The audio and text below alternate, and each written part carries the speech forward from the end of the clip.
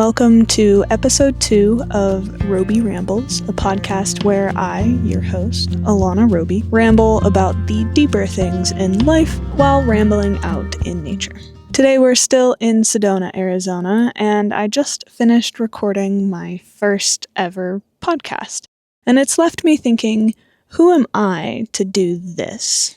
Personally, I think everybody has had some sort of encounter with impostor syndrome throughout their lifetime, whether it's big or small. We see other people doing the things that we want to be doing in our own life, and instead of believing that it's possible, we just start to doubt ourselves and tell ourselves all of the reasons why we actually can't do that. Impostor syndrome is defined as the persistent inability to believe that one's success is deserved or has been legitimately achieved as a result of one's own efforts or skills. So, who am I to give life advice? I'm just some girl who lives in her car. On the contrary, however, I also get a lot of comments of people saying, "Oh, I wish I could go car camping, but insert excuse here."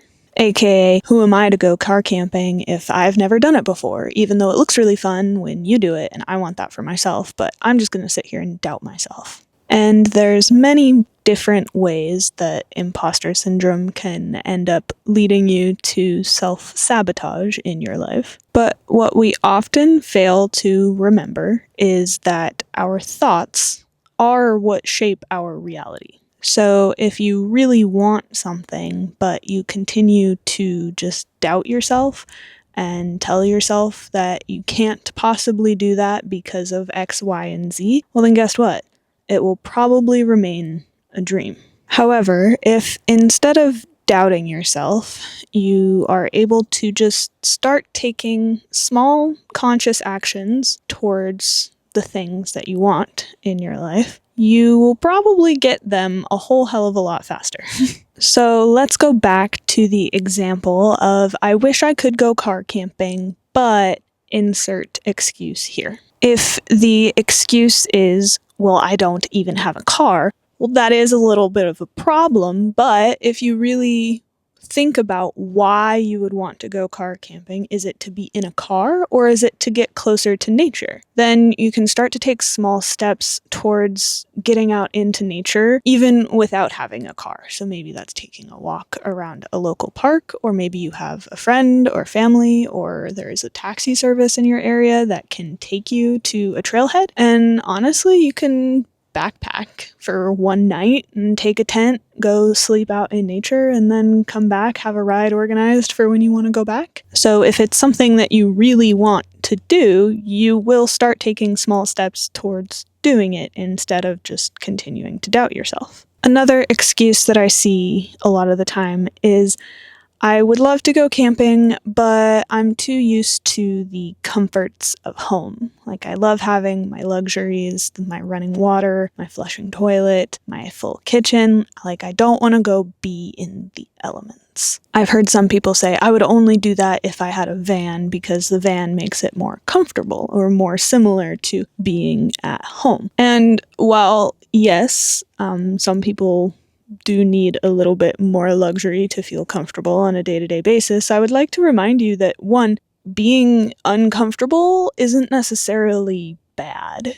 You know, like being uncomfortable for a night, you might be not fun in the moment, but looking back, you might learn from it, grow from it, just putting yourself into those uncomfortable situations. Again, if it's something that you really want to do. But also, if I can do this in a Honda Accord for 3 years, pretty sure you can figure out a way to go take a weekend trip in whatever vehicle you already own without needing to spend a ton of money on a luxury van just so that you're comfortable. Remember, the first time you do something doesn't have to be perfect. So the first car camping trip you take, you might forget things and you might still be in a learning curve, but you start to learn as you go. So just throw some blankets, an ice chest, some water, maybe a way to heat food like a little camp stove, and go. And If it's really something that you want to do, you'll figure it out as you go. Just start taking small conscious actions towards the things that you want in your life. Another more common example of imposter syndrome would be starting a new job and maybe feeling like you don't deserve it, even though you have all of the previous experience and qualifications that you need. For example, you got a great position with a good company, but on your first day, you're sitting there and you're looking around, and all you can think about is, wow, everybody else here must be so smart. Like, I'm not as good as them. Why did I get hired? And just start spinning into this spiral of self-doubt. Even though you passed the interview, even though you have the skills, and you know that you were chosen for a reason, but you can't help but continue feeling like you don't deserve it. Meanwhile, all of your colleagues think you're doing fine, but in your head, every little mistake is a sign that you shouldn't be there. Sound familiar? Or going back to my more personal example, I want to start a podcast, but who am I to give life advice?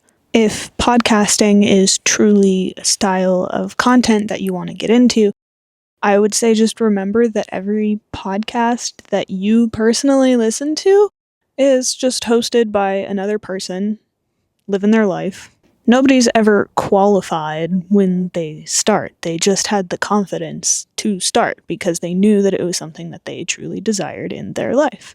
And personally, I think that if you can help inspire or motivate someone just by sharing your personal experience, that's content well made. So what's my takeaway for you today?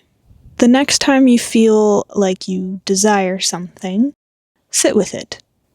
Is it something that you, at your soul's core, truly want for your lifetime? If it is, that doesn't mean imposter syndrome will never arise. It just means that you have to be aware of it. Notice when your imposter syndrome is creeping in, when you're telling yourself doubtful thoughts, and remind yourself that you are not your imposter syndrome, and you are ultimately in charge of your thoughts and actions. So all you need to do is continue taking small, conscious actions and steps forward. One exercise that has helped me a lot is journaling and writing in 2 different sections. So the first section, you write from an outside perspective, as if that is your imposter syndrome. So turning your imposter syndrome into another character, not yourself, and writing out all of those doubts, all of those thoughts that have been racing around and circling around in your head.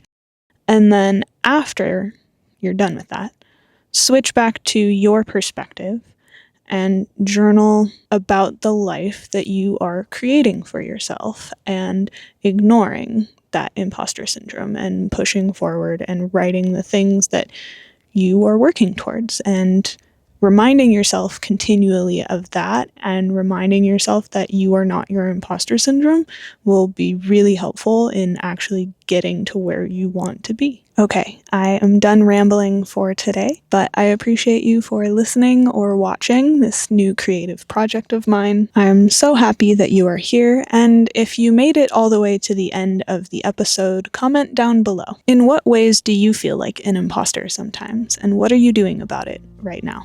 If you enjoyed this episode, please consider leaving a like and sharing with friends or family that you think might resonate or find it helpful, or even share on your Instagram story. I like connecting with you guys over there as well. It's at Alana Roby, and I hope to see you guys again in the next episode. Bye!